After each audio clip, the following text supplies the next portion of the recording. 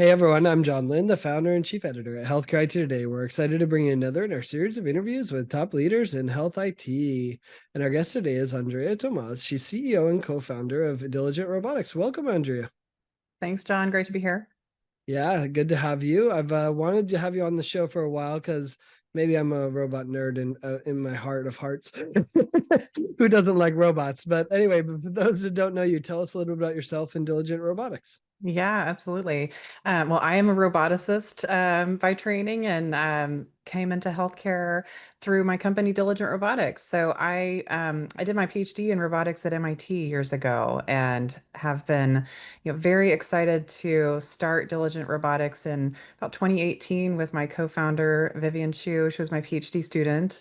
And we were very much looking for a market and a team of people that were needing robots to support them because that's our background is putting robots and people side by side to work in teams together.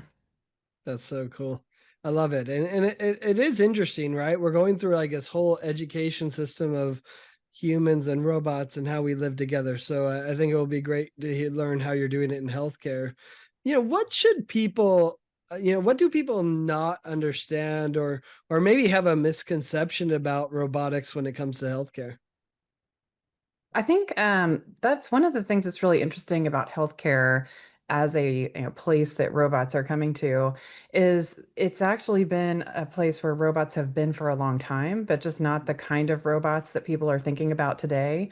There's a lot of pharmacy automation, huge cabinets that are very robotic. So that's been happening for years, as well as robot surgery. So there's a lot of acceptance of robotics and automation having kind of a special purpose in healthcare. And I think what's new, what we're doing with a product like Moxi is putting a more general purpose robot into the environment and one that kind of can drop down and interact with existing infrastructure. You don't have to make a bunch of changes to your building.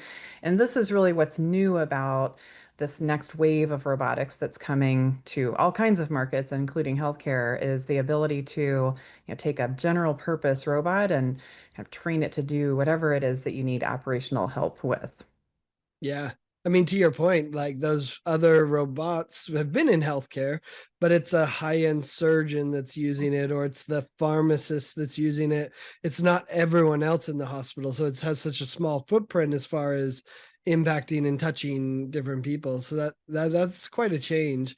So talk to us more. What can Diligence humanoid robot? You mentioned Moxie. I'm sure Moxie is it's fun to put a name to it, right? But what can it do in healthcare, and what problems does it solve for healthcare organizations? Yeah, absolutely. So Moxie is, we call it a point-to-point delivery robot. It is helping with all kinds of logistical tasks. So one thing, not being in healthcare as my background, I, spend a lot of time learning about healthcare, spending time in hospitals, and I was blown away by the amount of things that are still hand carried around the hospital for one reason or another. So you have nurses and pharmacy techs taking medication around. You have, nurses and lab techs fetching lab samples.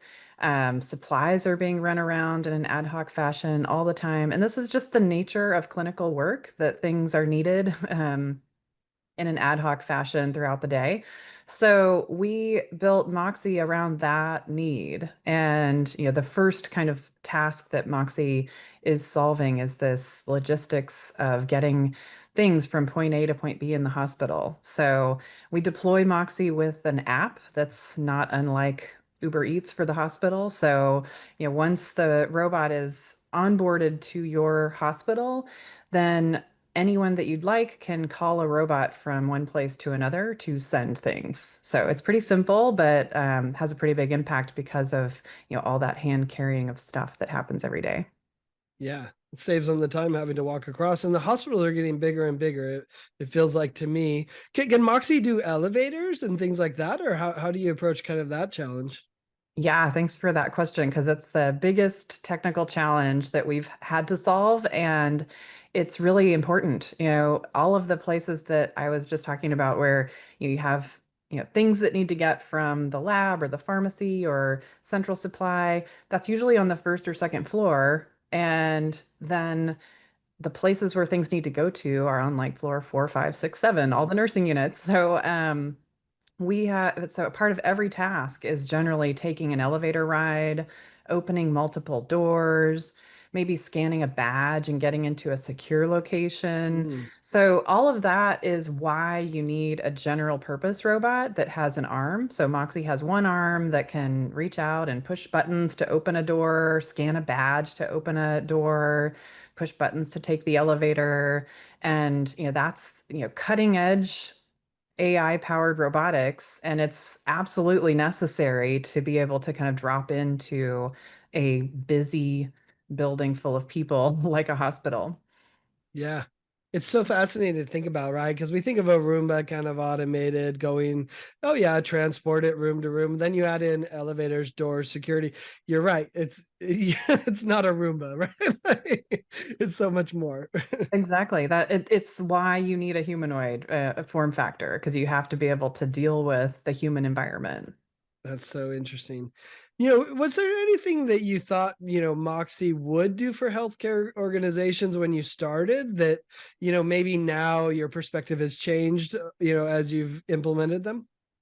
Yes. I think so when we first started, we spent about 150 hours following nurses and CNAs, nurse assistants around. And we just wanted to understand the logistical challenges. What did they need? I mean, because I guess that's the first pivot that we made as a organization is say, we thought we were building robots to assist nurses. We very quickly learned that the tasks that we were doing actually assist the entire hospital clinical team because we're, handling things between nurses and pharmacy and lab and nursing and, sometimes pharmacy to pharmacy. So it really is more of like the entire clinical team that we're supporting.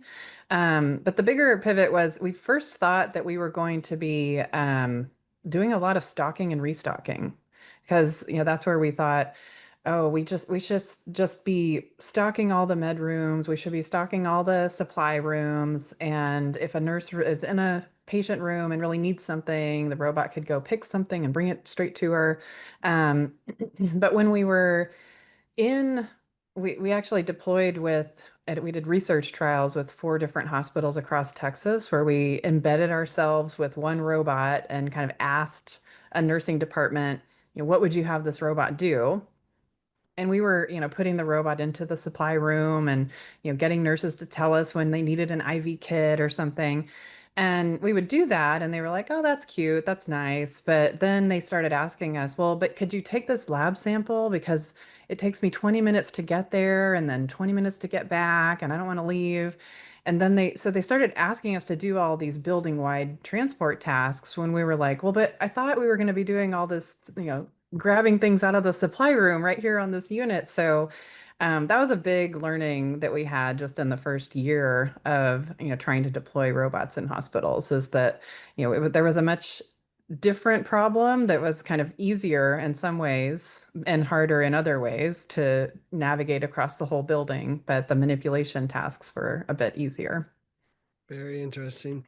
How do you approach implementing Moxie in a healthcare organization? Like, it's interesting. Like, it seems like there's probably a mindset shift that has to happen to say, oh, I'm going to give this to the robot rather than take it myself. And, what are some of the lessons you've learned in implementing these robots in healthcare organizations?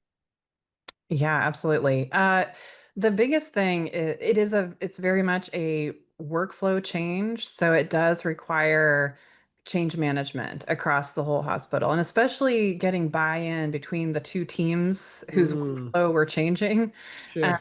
so, if the pharmacy tech normally would have run a medication up to nursing, we need to re-educate that whole workflow and be like, okay, this is what's going to happen now. The pharmacy tech's going to call Moxi, load Moxi, and then send it on its way. It's going to show up at the nursing unit, and here's how it works. And so a big part of our implementation process is that change management piece. So, I think it probably takes us a week or two to do all of the technical pieces that are required in terms of the robot learning the whole building and learning how to open all the doors or manipulate all the elevators. So all the like technical pieces of being ready to go can happen pretty quickly. But then we spend at least another week or two just doing a bunch of end-to-end testing, and that's primarily for just making sure everyone has had a chance to see the robot and experience the new workflow and things like that. Interesting. Yeah, I mean, it is such a mindset change, but that's interesting. You have to train the robot, I guess, on all the hallways and how tall the buttons are and where the security Exactly. scanners are. That's, I mean, yeah, there's so many items here. That's so fascinating.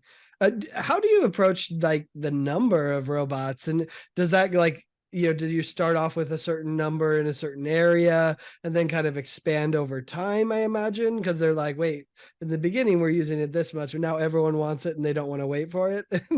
Like, is there a Yeah, we have capacity seen, challenge? well, so we tend to start with three as our average, like two or three is a good starting point, but three is kind of a better starting point so that you have the capacity.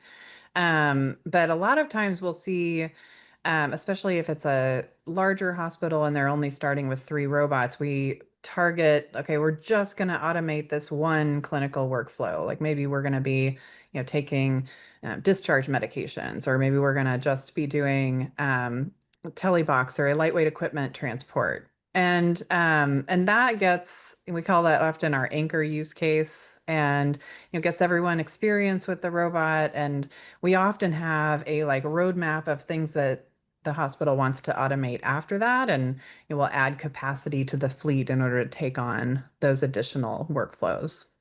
Interesting. Anchor use case. That's better than what I call it. I call it a gateway drug. Uh, it's similar idea. That's really cool. And I love that people are doing this. Are they bringing more ideas over time to you to say, "Hey, you're doing this, but now could you do this?" Is that kind of how it Yeah. ends up getting implemented? And do you charge by the robot? Is that how you kind of approach it, or is it? I imagine some sort of subscription because you have to keep maintaining it. Yeah, we have a subscription that is, it scales with fleet size. It, but we have the ability to make it easier for larger fleets to exist because our operational expenses like amortize over the larger fleets as Yeah. well. So, but yeah, we charge a service fee per robot based on fleet size. Yeah, that Sorry. makes sense. I mean, I think that's what they would expect to spend, and obviously, I'm sure that the more robots they add, the more they save over time, like most IT solutions. Um, what's the impact of implementing Moxie in a health system? How do you kind of provide that ROI to them, and kind of what's been the response of clinicians and patients to having robots, assisting them and going around the hospital? Yeah, so we think about the value, and we're actually working with all of our initial clients on exactly capturing like what is the value that Moxie's bringing to you. The very easy value to calculate right away in week one, month one is the robot did this work and people didn't have to do it. And so you can really look at, what is the value that you're bringing to, what's the time that you're returning to that clinical team, and which clinicians are being impacted. So we often provide kind of a breakdown of, these are all the different tasks that Moxie did, and these would have been done by your highly valued nurses, and these would have been done by your pharmacy techs. And that is a really interesting, often that's data that they've never seen. Like they didn't know like how often those different clinicians were running around. Um, Yeah. and then the higher order value that we're starting to be able to work with some of our clients that have had robots live for longer is things around clinical value and clinical outcomes. So, a common workflow that we're seeing now is the automation of delivery of infusion meds that are mixed just in time and getting those to the outpatient infusion clinic that's maybe attached to the outside of the hospital. So it's like a really long run typically between the pharmacy and that infusion clinic in some cases. And so they're able to see things like, wow, the time that our patients are having to spend in their chair waiting for their meds is going down. And so the throughput and the time that they're having to spend at the clinic at all is going down. We'll see similar things around lab samples being, getting from the ED to the lab in a more timely manner. You can start to tie that to throughput in your ED. So we like to come up with kind of a tiered structure to the ROI. Yeah, that makes sense. Is some of the challenge that they would like bulk process the labs because they'd be like, okay, they collect five and then let's run it once. Now you Exactly. can do it in near real time with the robots. Exactly. Is that kind of this benefit? Yeah, because the trade-off is that, typically you would have had somebody leaving the ER or the ED to go and take things to lab, and they're going to wait until there's four or five things to take, as opposed to, so if you're the first person in that batch, you're waiting an Mm, extra 15, 20 minutes for your lab sample. yeah, so interesting. As you look to the future, what is the future of AI powered automation in healthcare environments? What does that look like? I'm super excited about the future of AI powered robots in healthcare because I think that we are going to continue to see exciting advances in capabilities. So the AI wave is here, it's coming, and it's absolutely having an impact in robotics. Just the way that our robots can perceive and see and understand the world today versus 2 years ago has just dramatically changed. The next wave of dramatic change is going to be in manipulation skills. So how well robots can use their hands and arms to do things. So today, Moxi robots are, very dexterous in operating elevators, opening doors, scanning badges, but that's going to get much more advanced such that we could get back to doing a lot of stocking, restocking, building case carts, cleaning, getting tools over to sterile supply. So there's a lot of really interesting kind of manual labor tasks that we can't do today and we will be able to do in the coming just a handful of years. It'll be very, very quick that these changes will happen. So we're excited that in hospitals we'll be able to take on more kind of logistics and manual labor tasks. And then we're also looking to, broaden the impact that robots could have outside of hospitals. So other care environments. So, senior living, elder care, nursing, skilled nursing, rehab centers. So I think that that's where we see some of this technology going is to have a bigger impact in other care environments as well. Interesting.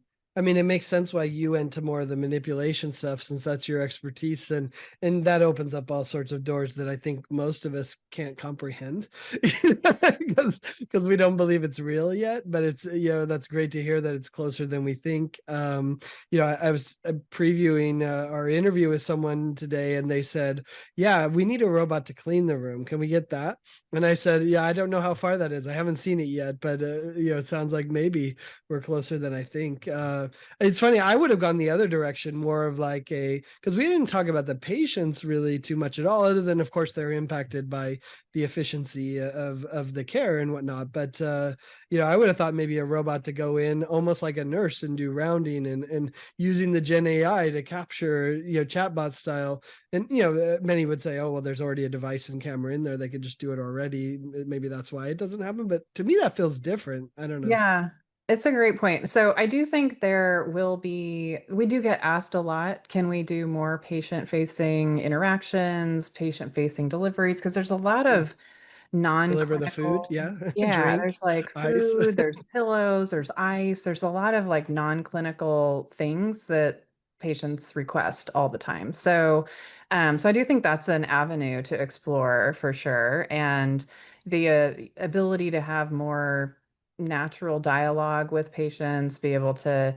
do that triage of a nurse call and say, is this a clinical request? Do I need to send your nurse in, or can the robot just do it? So that's certainly an avenue that I think is pretty exciting.